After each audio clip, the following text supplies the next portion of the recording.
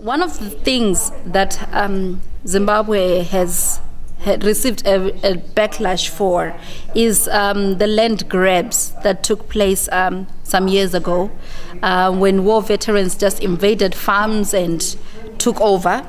That incident, I think, in many cases it has been reported without giving a background or a context to what happened or why it happened and what led to that. So I'll give you a very brief history lesson. Zimbabwe was colonized by the British, and in 1980 it attained independence. And one of the conditions in attaining that independence was that after a period of 10 years, there would be a land redistribution program. And the reason why there had to be a land redistribution program was because 70% of the arable land was owned by 2,000 white people. And Zimbabwe has a population of about 13 million black people who only owned 30% of the land, which was not agricultural land. So when you look at that, and Zimbabwe is a very agricultural-based economy. So if you own the land, you pretty much own the economy. You pretty much own the means of production and the means of creating wealth. And in those 10 years, Zimbabweans did not talk about the land because they understood that in 10 years' time, the land issue would be resolved, because that is what had led mostly to the war. People were fighting to say, okay, we have nowhere to stay, we've got nowhere to grow our crops, we've got nowhere to survive. And then when the 10 years had elapsed, Britain reneged on its agreement. Britain had said, oh, we're going to compensate the white people and then take the land and give it back to the government, and the government can redistribute it. And then Britain was like, hell no, that was the previous administration, that's not our problem. We are not in on that. Our signatures aren't there. You go and talk to so-and-so. And, you know, we're kind of like stuck. Like, what the hell are you saying now? We waited 10 years. And not only have we waited, but the children of the people who died in the war have been waiting. Because we've made them understand that their parents died so that they could have land. And now do we go back to them and say, okay, actually your parents died for nothing? Because it's kind of like Britain says, sorry, but we can't do it, you know? And that's where the problem was. And then the government approached the farmers and said, okay, willing buyer, willing seller, could you please sell us your farms so that we can take them and redistribute the land, since you guys own 70% of them? And they didn't want to sell because, like I said, it was a willing buyer, willing seller. So no one was really willing. They wanted their land, and the land was more profitable than any money they could get from the government anyway. And so the government was stuck. They couldn't make the farmers sell. They couldn't make Britain honor its agreement. They just couldn't do anything. And then we had the war veterans who said, come on, what's happening here?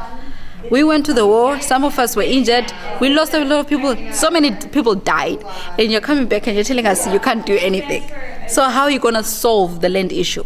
Suddenly there wasn't a solution, because in the past 10 years, the solution had been that Britain was going to do something, and Britain was not going to do anything anymore.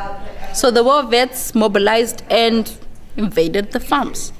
They just got into any farm and said, okay, you know what, we're going to settle here and we're going to stay here. And it was very messy. And it put the government in a very, very difficult position. Because now they had two options.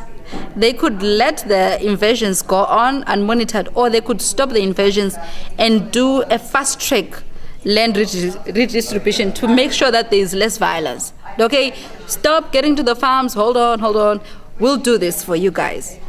Or they could just unleash the army and shoot everybody who was invading the farms. Because, well, the farms belonged to the white people already. Unfortunately, you couldn't get a single soldier who wants to go and kill a war veteran. Because if it hadn't been for the war veterans, you wouldn't have had independence anyway. That's like, how ungrateful. And because there's no one who didn't appreciate that they had a legitimate grievance, you know? You don't have a country where 2,000 people own 70% of the land. That doesn't make sense. And then 13 million people just squashed on the 30%, and most of that you can't even grow a single blade of grass on. So you had all that going on, and eventually the compromise was, okay, let's redistribute the land. But then you had some white people who really, really didn't want to give up their farms, even though they had maybe 10 or 15 farms. And most of them said, you know what, I'd rather destroy my stuff than let a black person own it. So some of them would wake up at night, smash their property and whatnot, and take pictures and send to Britain and send to America and say, oh, look, the black people came, they invaded my farmhouse, they broke my stuff, they burnt my cattle, they ABCDE. And then the international community was screaming, oh, Zimbabwe is violating human rights, Zimbabwe has no rule of law, Zimbabwe has no property rights, Zimbabwe, oh, they're killing white people, they're butchering them, they just led by a thug, the president is such a hooligan, and wow, okay. And suddenly there was all this international outrage, like, what is Zimbabwe doing?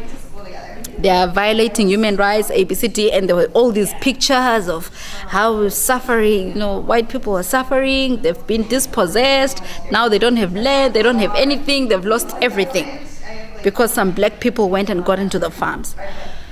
But I think what made the situation worse was that there already was in Zimbabwe people who had grievances already. And so when all that blew up, we had lots of some Zimbabwe standing up and saying, yeah, the real problem here is Mugabe, he's such a mean person, he's a monster, ABCDE. And that rhetoric fit in so well with the rhetoric that was already there in the international scene.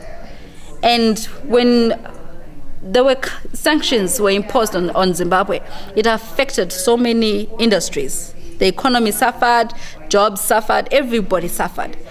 And all that became the fault of one man, the president, because he's so evil.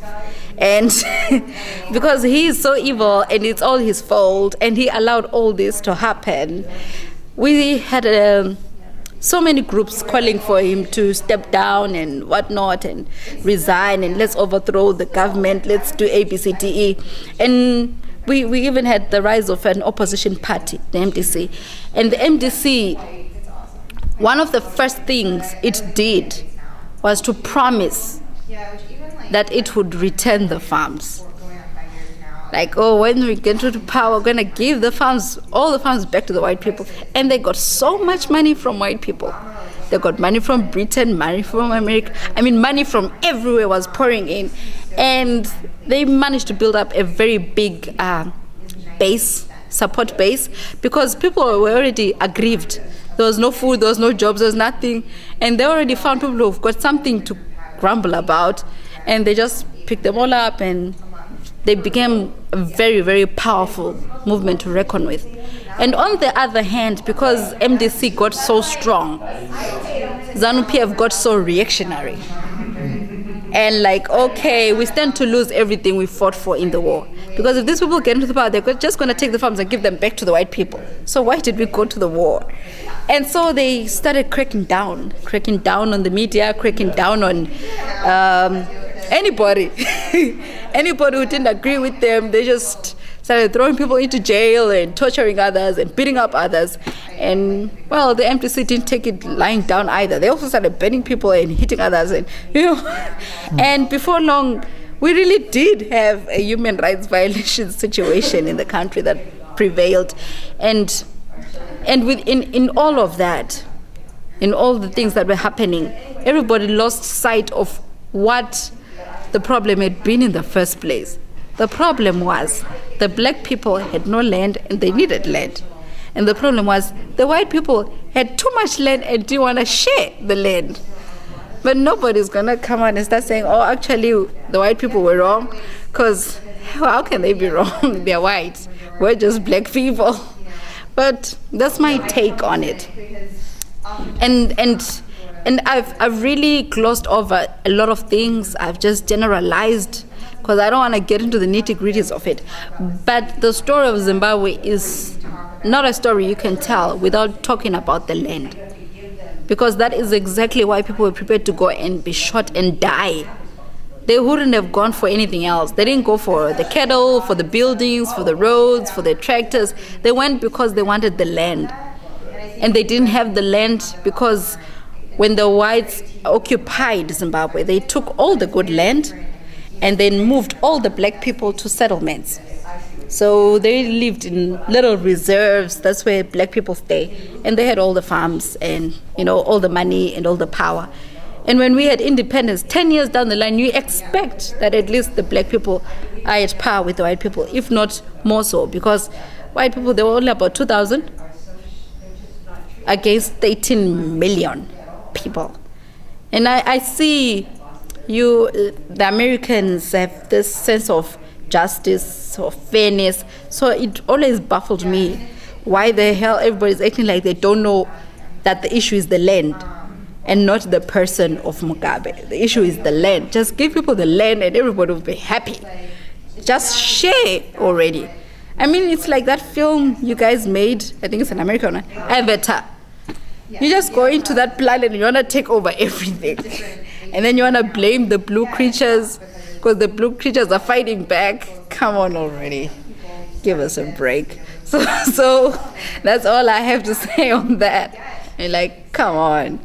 We want the land and we are not sorry about that because it's not fair for the whites to have all that land when the blacks don't have any. And you can take that to the bank.